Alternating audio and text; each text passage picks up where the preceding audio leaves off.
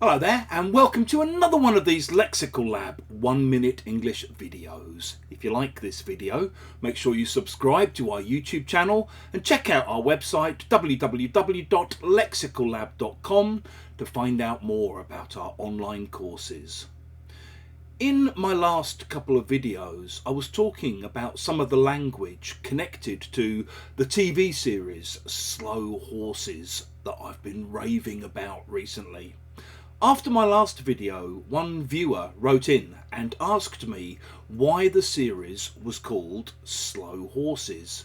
Well, in the show, it's basically the kind of nickname that's given to the people who are sort of kicked out of the main MI5 office.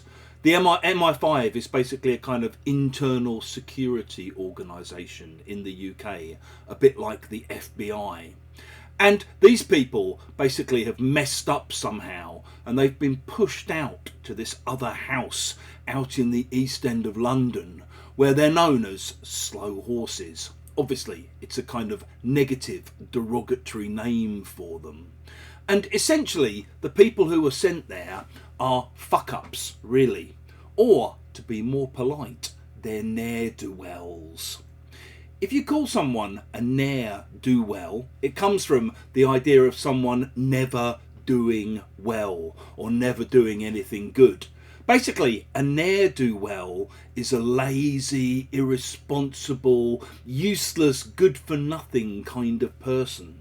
So you might hear people complaining about their lazy, alcoholic, ne'er-do-well father, or complaining that their ne'er-do-well dad walked out on the family when they were just kids.